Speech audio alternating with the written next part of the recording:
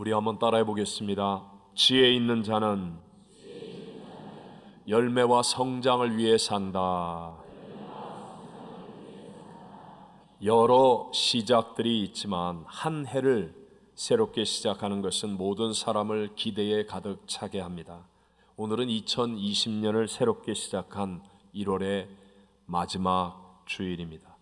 벌써 한 달이란 시간을 빠르게 보내게 되면서 나의 시작과 도전은 지금 어떤 상태에 있는 것 같습니까? 빠르게 흐르는 시간은 우리 인간의 삶과 직결되어 있는 것으로 눈에 보이는 어떤 것을 소유하는 것보다 중요한 것이라고 말할 수 있습니다. 그래서 성경은 세월을 아끼라 라고 우리를 가르칩니다. 오늘 저는 어떻게 하는 것이 우리에게 주어진 시간을 바르게 이해하고 잘 사는 것인지, 지혜 있는 자는 열매와 성장을 위해 산다라는 제목으로 이 시대를 살고 있는 저와 여러분에게 주시는 세 가지의 은혜를 함께 나누고자 합니다. 첫 번째, 성경은 세월을 아끼는 자가 지혜 있는 자라고 말씀합니다. 어떤 사람이 지혜 있는 자라고요? 세월을 아끼는 자. 오늘 본문 가운데 15절과 16절을 같이 읽어봅니다. 그런즉 너희가 어떻게 행할지를 자세히 주의하여 지혜 없는 자같이 하지 말고 오직 지혜 있는 자같이 하여 세월을 아끼라. 때가 악하니라. 아멘. 지혜 있는 자가 되기 위해 세월을 아낄 수 있어야 되는데, 이 성경이 말하는 세월을 아끼라 하는 말의 원문의 뜻은 시간을 구원하라, 값을 치르고 그 순간을 살아라는 그런 의미의 말입니다. 중요한 것은 그럼 어떻게 하는 것이 우리가 시간을 구원하는 것인지를 바르게 알고 있어야 우리가 지혜로운 자의 삶을 살 수 있지 않겠습니까? 시간을 뜻하는 헬라어에는 크로노스와 카이로스 두 가지의 개념이 있습니다.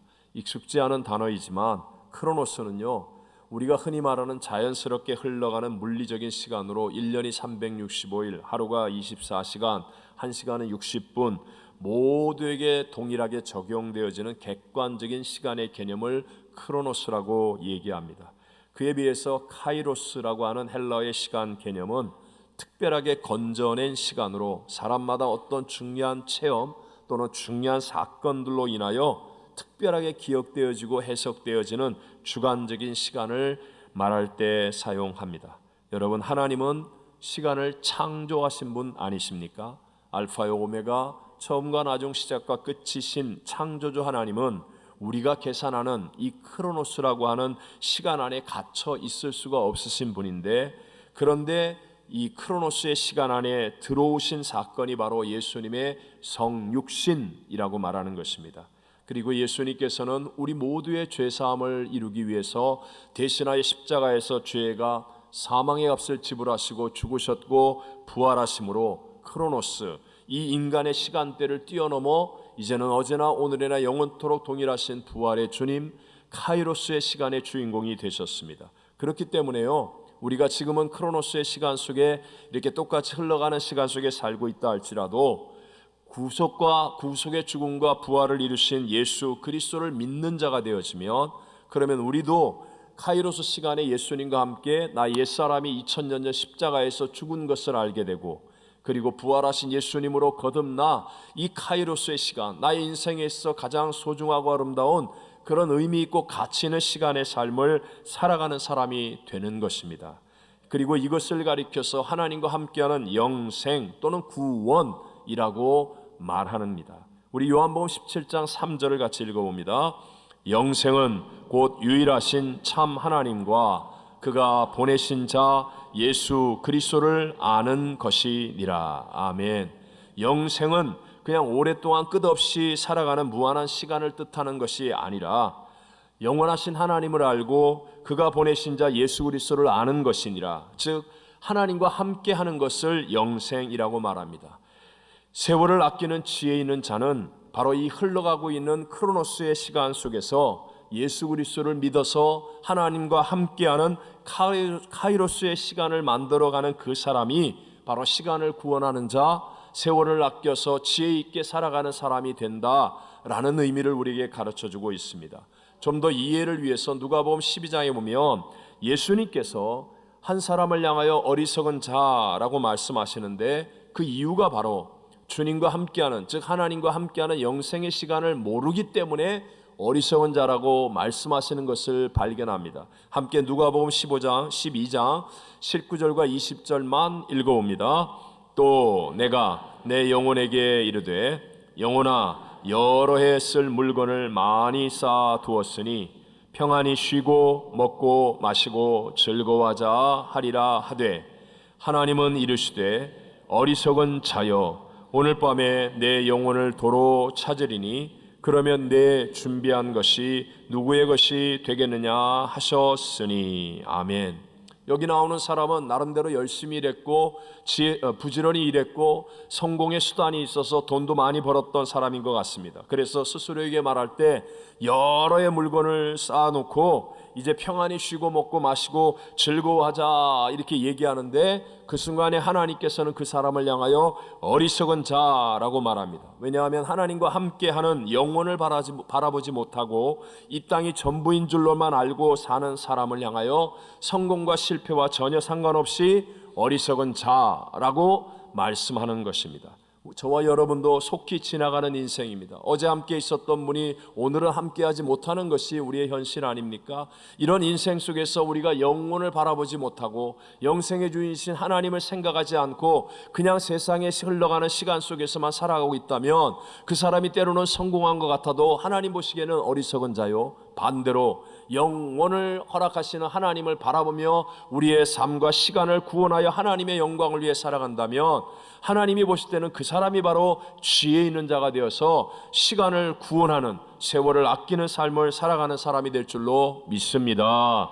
25년간 호스피스 병동에서 일했던 카렌 와이어트라는 의사가 쓴 책 일주일이 남았다면 이라는 책에 보면 나오는 이야기입니다. 책에서 보면 죽을 때 사람들이 제일 많이 후회하는 것 7가지를 소개하고 있는데요. 제가 그 제목 챕터를 그대로 읽어드리겠습니다. 1. 마음껏 사랑해보지 못한 것. 모든 사람이 죽을 때 후회하는 것 순서대로 7가지입니다. 2. 조금 더 일찍 용서하지 못한 것. 3. 걱정을 내려놓고 행복한 순간을 누리지 못한 것. 4. 마음을 열고 포용하지 못한 것. 5. 열정으로 살지 못했던 것. 6. 아둥바둥하며 여유 없이 산 것. 7. 있는 그대로 감사하며 살지 못한 것. 사람이 모두가 죽기 전에는요, 이제 영원한 시간 앞에 서기 때문에요, 내가 이 땅에서 좀 더 부지런하게 살지 않은 것이라든가 성공하지 못한 것이라든가 부자 되지 못하였다든가 유명해지지 못하였다든가 이런 것들을 후회하지 않는다는 거예요. 여러분, 세월을 아끼는 자의 지혜 있는 삶은요, 영생의 주님을 바라보고 생각하며 그 영생의 주님과 함께 하는 것임을 믿으시기 바랍니다. 두 번째로, 세월을 아끼는 지혜 있는 자가 되려면 그러면 주의 뜻이 무엇인지를 바르게 알아야 합니다. 세월을 아끼는 사람이 지혜 있는 자라고 하지 않았습니까? 그런데 그렇게 되려면 주의 뜻이 무엇인지를 알고 살아야 한다는 거죠. 17절 말씀을 같이 한번 읽어봅니다. 그러므로 어리석은 자가 되지 말고 오직 주의 뜻이 무엇인가 이해하라. 아멘. 분명하게 우리가 정리해 봐야 될 것, 저와 여러분 누구든지 예수를 믿으면 우리는 영생의 하나님의 자녀가 되는 권세를 받았지 않습니까?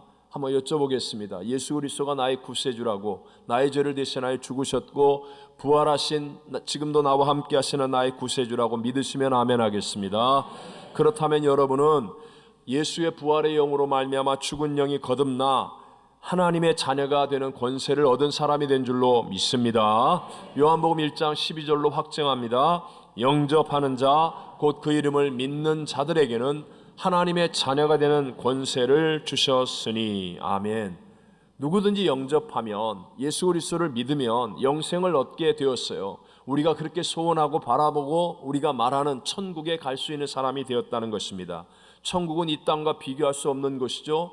정말 사망이 없고 질병이 없고 곡함이 없고 헤어짐이 없고 모든 나쁜 것들이 다 없는 정말로 좋은 곳이 천국입니다. 그렇다면 여러분, 우리가 예수 믿고 구원받았으니 지금 빨리 천국 가면 되지 않습니까? 그런데 왜 하나님은 저와 여러분을 아직도 이 땅에 이 고난과 눈물과 외로움과 억울함과 답답함과 슬픔이 있는 이 땅에서 아직도 살도록 두고 있는 것입니까? 분명한 이유가 있다는 거예요. 그것이 바로 세월을 아끼는 지혜 있는 자를 향한 주의 뜻이라고 성경은 우리에게 말씀하는데, 크게 두 가지를 말씀드리면, 하나는 저와 여러분을 훈련하기 위함입니다. 훈련을 통한 성장을 주기 위함이고, 또 다른 하나는 열매를 맺게 하기 위함이라는 겁니다. 첫 번째, 우리를 훈련하는 것이 주의 뜻입니다. 지금 이 땅에서 살고 있는 저와 여러분을 향한 세월을 아끼는 지혜 있는 자가 되기 위한 주의 뜻이라는 거예요. 여러분, 예수를 나의 구세주로 영접하는 그 즉시로 저와 여러분의 신분은 자녀로 바뀝니다. 하나님의 자녀로 바뀌는 거예요. 사망의 나라의 백성에서 하나님 나라의 백성으로 바뀌어지는 겁니다. 순식간에 일어나는 일입니다. 하지만 내가 신분이 바뀌었음에도 불구하고 나의 삶의 태도와 수준은 한순간에 바뀌어지지 않습니다. 내가 분명히 예수를 믿었는데도 불구하고 나의 삶의 모습에서 하늘나라의 모습이 나오지 않습니다. 내가 지금 살아가고 있는 삶의 태도가 하늘나라 가면 전혀 쓸데없는 삶을 살아가는 태도 그대로 살고 있는 사람들이 있다는 것이죠. 그래서 우리에게 이 땅에서 아직 훈련이 필요한 것입니다. 이것을 성화라고도 말하는데요, 바로 이 성장이 우리에게 있기 위해서 하나님은 이 땅에 우리를 두고 계신 것이고, 그러므로 우리가 이 땅에 살고 있는 목적이 이것이고 또 주의 뜻이라는 것을 알아야 한다는 것입니다. 이런 의미에서 여러분, 이 땅에서 신앙생활하며 제일 어리석은 사람 중에 하나가 사역이나 훈련이 없이 그냥 교회를 왔다 갔다 하는 사람이라고 말할 수 있습니다. 이런 사람들은요, 당장에는 자기 뜻대로 나오고 싶으면 나오고, 가고 싶으면 가고, 하고 싶으면 하고, 안 하고 싶으면 안 하고, 그래서 편한 것 같이 보일지 모르지만, 그러나 죄송하지만 수십 년을 교회 다녔다 할지라도 그 사람을 통하여 하늘나라의 모습이 나오지 않습니다. 정말로 하늘나라에 합당한 삶의 태도로 이 중심에서부터의 변화가 일어나지 않는다는 것입니다. 반대로 교회를 나오면서 훈련을 받습니다. 그래서 그 훈련을 통하여 하늘나라의 모습을 보여줄 수 있는 좋은 태도를 갖게 된다면 이 사람은 무엇을 하더라도 하나님의 영광을 증거할 수 있게 되고, 그리고 어디에서 살지라도 승리하는 삶을 살 수 있게 됨을 믿으시기 바랍니다. 저도 많은 분들과 상담을 하고 대화를 나누는데요, 많은 분들이 하는 얘기 중에 정리를 해보면, 제가 무슨 일을 할까요? 누구와 사귈까요? 누구와 결혼할까요? 어디 가서 살까요? 등등 선택하기 위한 고민들이 많습니다. 만약에 당신이 하늘나라의 모습을 보여줄 수 있는 좋은 태도를 가진 사람이라면 당신은 무슨 일을 해도, 누구를 사귀어도, 어디 가서 살아도 당신을 통하여 하나님의 나라가 세워지고 축복으로 바꾸어 놓을 수 있는 사람이 될 줄로 믿습니다.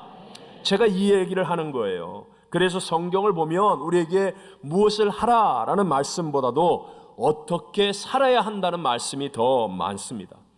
휘어진 총대를 가진 총을 쏘면 절대로 표적을 맞출 수 없는 것처럼, 끝까지 이 죄인인 인간의 잔머리를 굴리면서 사는 사람이 되어지면, 즉 하늘나라의 태도로 훈련되지 않으면 무엇을 해도 결국은 안 되게 되어 있습니다.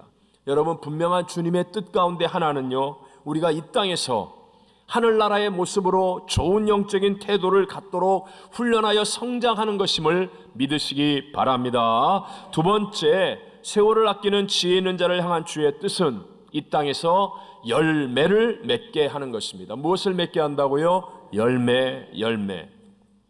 예수님의 가르침 가운데 하나님 아버지를 농부라고 비유하시는데요, 농부로까지 비유되시는 하나님의 가장 큰 소원이 무엇이겠습니까? 농부의 가장 큰 관심은 열매이듯이 하나님께서 저와 여러분에게 원하시는 것이 열매라는 것입니다. 예수님이 이 땅에 계실 때 정말 사랑과 자비가 풍성하신 예수님이 저주까지 하신 사건이 있지 않습니까? 그것이 바로 무화과 나무가 무성하여 잎이 푸르고 풍성한데, 그런데 열매가 없는 거예요. 열매가. 그러니까 열매 없는 그 나무를 즉시로 저주하시니 그 다음날 그곳을 지나갈 때 보니까 뿌리로부터 말라 죽어버리고 말았다라고 말합니다. 그만큼 우리 주님은 열매를 찾으시고 열매를 원하신다는 것입니다. 예수님은 산상수훈의 말씀에서도 열매의 중요성에 대해서 분명히 우리를 가르치셨습니다. 마태복음 7장 16절과 그리고 마지막 20절만 같이 읽어봅니다. 그들의 열매로 그들을 알지니 가시나무에서 포도를 또는 엉겅퀴에서 무화과를 따겠느냐. 이러므로 그들의 열매로 그들을 알리라. 아멘. 하나님은 우리에게 다른 걸 보지 않습니다. 우리의 직분이 무엇이냐, 몇 년이나 살았냐, 어디에서 살았냐 이런 거 물어보지 않고요, 우리의 열매로 나를 알아보시겠다고 말합니다. 그러므로 인생이라는 것은요, 내 마음대로 살도록 주어진 것이 아니라 영원한 삶을 위해서 이 땅에서 열매 맺는 삶을 살도록 주어진 것이라는 것을 절대로 잊지 않게 되시기를 바랍니다.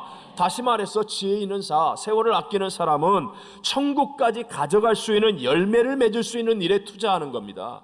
천국까지 가져갈 수 있는 열매 맺는 그 일을 위해서 나의 시간을 사용할 줄 아는 사람이고, 이 땅의 관점에서 없어져 버릴 것에 내 시간, 내 노력을 들이고 내 물질을 들이며 투자하며 사는 사람을 향하여 성경은 어리석은 사람이라고 말씀하고 있는 것입니다. 그럼 천국까지 가져갈 수 있는 것들이 무엇이겠습니까? 믿음이나 사랑도 분명히 영원한 것이라고 말하고, 무엇보다도 사람의 영혼은 영원한 것이라고 성경은 말합니다. 그래서 우리 안에 예수의 생명이 임하면, 그래서 내가 예수님의 가지에 붙어진 나무가 되어지면 나도 모르게 전도의 열매를 맺고 선교의 열매를 맺게 되는 이유가 바로 이런 까닭이죠. 다니엘서 12장 3절을 같이 한번 읽어볼까요? 지혜 있는 자는 궁창의 빛과 같이 빛날 것이요, 많은 사람을 옳은 대로 돌아오게 한 자는 별과 같이 영원토록 빛나리라. 지혜 있는 자, 많은 사람을 옳은 대로 돌아오게 한 자, 복음을 전하여 죽을 자를 살리는 그 사람에게는 하늘의 별과 같이 영원하게 빛날 것이다 라고 말합니다. 그런데 중요한 건 이것입니다. 우리가 천국까지 가져갈 수 있는 영원한 열매, 하나님 앞에서 내가 누구인지를 보여줄 수 있는 열매를 맺으려면 반드시 예수님 안에 거해야 한다는 것입니다. 여러분이 무엇을 하든지, 사업이든지 아니면 정치이든지 무엇을 하든지 상관없습니다. 예수님 안에 거하는 사람이 하늘나라까지 가는 열매를 맺을 수 있다. 왜냐하면 우리 안에 있는 육신의 정욕, 안목의 정욕, 이생의 자랑에 속한 본성으로는요, 열심히 살아도 천국까지 가져갈 수 있는 영원한 열매는 맺어지지 않습니다. 우리가 잘 아는 사람 중에 1876년 일본 삿포로 농학교의 초대 교장이었던 윌리엄 스미스 클라크 박사님이 있습니다. 그분이 왜 유명하냐면 우리 귀에 많이 들었던 말을 하신 분이에요. 선생님을 통해 들었든지 목사님을 통해 들었든지, Boys, be ambitious. 소년들이여, 야망을 가져라, 꿈을 가져라. 이 말은 아마 여러분들이 자라오시면서 한두 번쯤은 들어보셨을 것입니다. 그는 매사추세츠 주립대 교수 시절에 일본의 초청을 받아 건너가서 일본 근대화에 일조한 사람일 뿐만 아니라 선교사이기도 했었습니다. 그런데 실제로 이 클라크 박사가 이 말을 참 자주 했는데요, 근데 중요한 건 이 말 뒤에 있는 말이 빠진 채로 전해지고 있다는 거예요. 원래 클라크 스미스 이 선교사님이 이 말을 자주 할 때마다 했던 말은 Boys, be ambitious in Christ. 이 말이 빠져 있다는 거예요. In Christ, 예수님 안에서. 사실은 이 선교사님이 하고 싶었던 얘기는 이거예요. 꿈을 이루려면, 열매를 맺는 인생이 되려면 in Christ, 너희들이 예수님 안에 거하면 된다. 이 말이 하고 싶었던 거예요. 미국인이든 일본인이든 부한 자이든 가난한 자이든 배웠든 못 배웠든 건강하든 약하든 앞서든 뒤따르든 그런 것과 상관없이 누구든지예요. 예수님께 붙어있는 가지 in Christ, 주님 안에 거하는 사람이 되어지면, 그러면 하나님의 은혜와 능력이 우리 안에 임하고 꿈과 비전이 임하여서 우리의 삶을 통하여 하늘나라까지 가져갈 수 있는 좋은 열매들을 풍성히 맺게 될 줄로 믿습니다. 그런데 in Christ가 없으면요, 그리고 그냥 꿈을 키우면 사실은 그것이 우리 안에서 잘못된 탐욕이 되어지고 야망으로 바뀌어지게 되는 겁니다. 농부가 되든지 학자가 되든지 의사가 되든지 사업을 하든지 정치를 하든지 운동을 하든지 변호사가 되든지 주 안에서 in Christ, 이 안에서 우리가 꿈을 키우면 결국 그 일은 하나님께 영광이 되는 일이 될 수 있고 천국까지 가는 좋은 열매를 맺는 일이 될 수 있다는 것을 믿으시기 바랍니다. 마지막 세 번째로, 여러분, 우리에게 이 시간을, 세월을 아껴서 지혜 있는 자와 같이 살 수 있도록 성숙과 성장과 열매를 맺는 이 모든 일을 이루기 위해서는요, 성경은 성령으로 충만함을 받으라. 무엇으로 충만함을 받으라? 성령으로 무엇을 받으라? 충만함을 받으라 라고 말씀하고 있습니다. 자, 함께 18절 말씀을 읽어봅니다. 술 취하지 말라. 이는 방탕한 것이니 오직 성령으로 충만함을 받으라. 아멘.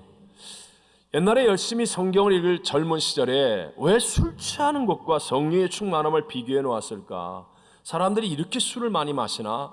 이런 생각을 하면서 이해를 못했던 적이 있었습니다. 여러분, 왜 이 성령의 충만함을 받으라는 이 어마어마한 말씀 앞에 술 취하지 말라라는 말과 대조하여 비교하며 말씀하겠습니까? 이것은요, 누가 나를 통제하느냐를 강조하는 것입니다. 누가 나를 통제하느냐. 여러분, 술도 마시는 사람을 점령하여서 통제해 버릴 수가 있죠. 처음에는 내가 술을 마십니다. 나중에는 술이 술을 마십니다. 그리고 나중에 끝에 가면 술이 나를 마시지 않습니까? 술이 나를 마시지 않습니까? 그러니까 통제권이 술에게로 넘어갔다는 말입니다. 이 술이 자신을 통제해 버리는 거죠. 성령으로 충만함을 받을 때도 통제권이 성령으로 넘어간다는 의미입니다.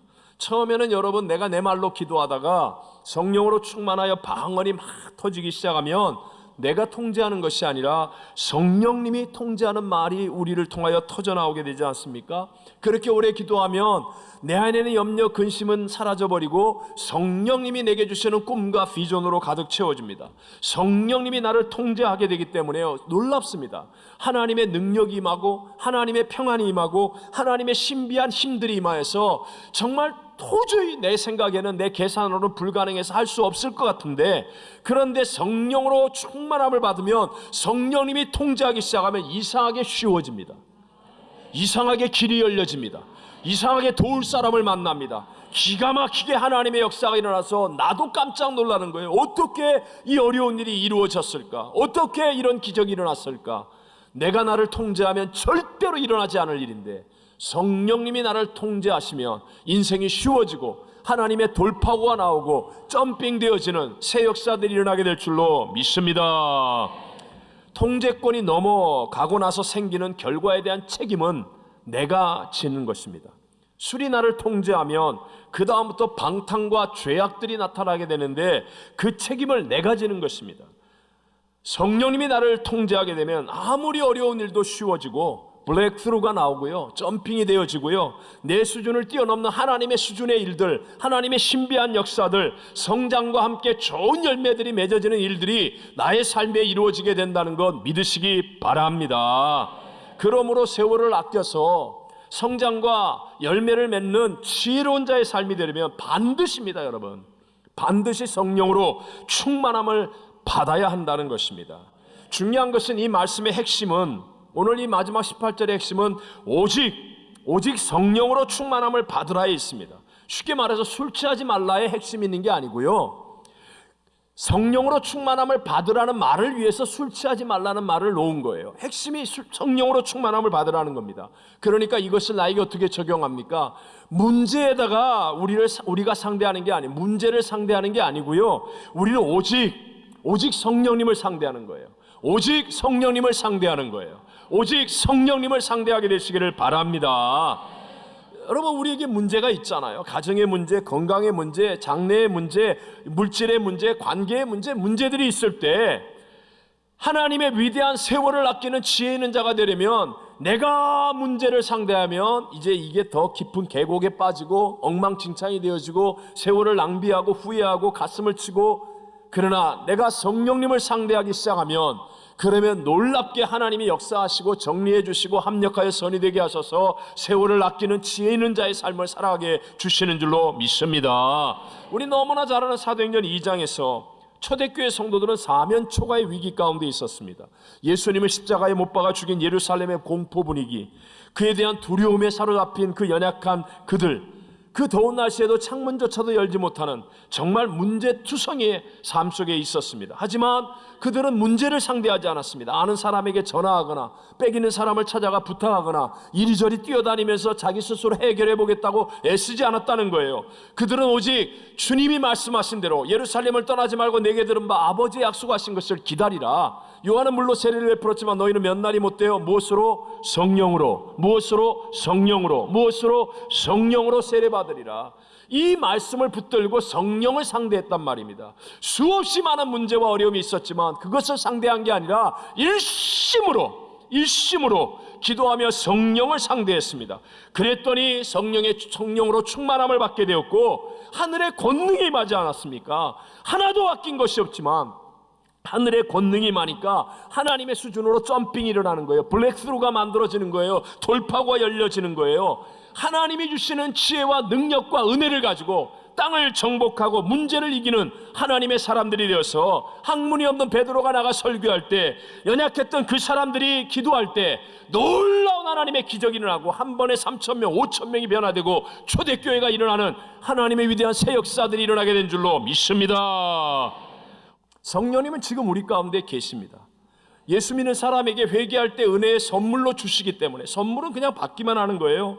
그런데도 불구하고 우리 쪽에서 놀랍게도 성령님을 선택하려고 하지 않는다는 거예요. 문제는 여기에 있습니다. 저처럼 모든 사람들이 조금 불편하고 부자유스럽긴 해도 자기 지금의 생활 양식에 익숙해진 그대로 변하지 않고 사는 것을 더 편하게 생각한다는 거예요. 제가 그랬습니다. 그러다가 제가 피할 수 없는 고난에 막다른 어떤 골목에 처하게 될 때, 그때 하나님 앞에 매달리면서 하나님의 그 간절함이 성령으로 충만함을 받는 것임을 이렇게 믿을 수 있도록 인도해 주셨고, 그 위에 용기 있게 성령의 충만함을 위하여 기도했을 때 성령으로 충만함을 받고 그 이후로 제 인생이 완전히 바뀌어지게 되었습니다. 지금의 생활 양식이 선천적으로 주어진 것이 아니라 나의 선택에 의한 것인 것처럼 여러분 다시 선택하는 것도 가능하다는 것을 제발 믿게 되시기를 바랍니다. 오늘 내가 하나님의 진리의 말씀을 붙들고 선택하는 그 선택이 내일 나의 모습과 운명을 바꾸어낼 수 있다는 것입니다. 성령으로 충만함을 받는 선택해야 되는데요, 이 선택을 위해 반드시 필요한 게 용기입니다. 다윗이 하나님을 모욕하는 골리앗을 믿음으로 싸우기 위해 필요한 것도 용기였었습니다. 12의 혈류병 앓던 여인이 그 수많은 남자들을 뚫고 예수님 옷가에 믿음으로 손을 대기 위해 필요한 것도 용기였습니다. 아버지도 맹인, 자기도 맹인, 아버지도 거지, 자기도 거지인 가장 처절한 절망 가운데 있는 맹인 거지 바디메오가 예수 그리스도를 만나기 위해 필요한 것도 용기였습니다. 그가 소리 지를 때 다른 사람들이 시끄럽다고 조용히 하라고 핍박할 때 그것을 이길 수 있는 것은 딱 하나, 용기뿐이었습니다. 여러분, 성령은 지금 우리 가운데 함께하고 계십니다.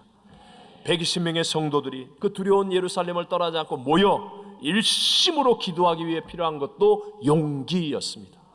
용기 있는 선택을 통하여 여러분 정말 세상이 줄 수 없는, 대학원을 나오고 PhD를 가져도 알 수 없는 성령으로 충만함을 받는 이 하나님의 약속, 하나님의 신비한 능력 속에 우리의 인생이 쉬워지고 세월을 아끼며 지혜롭게 살아가는 하나님의 복 있는 사람들이 되어줄 수 있기를 주님 이름으로 축원합니다.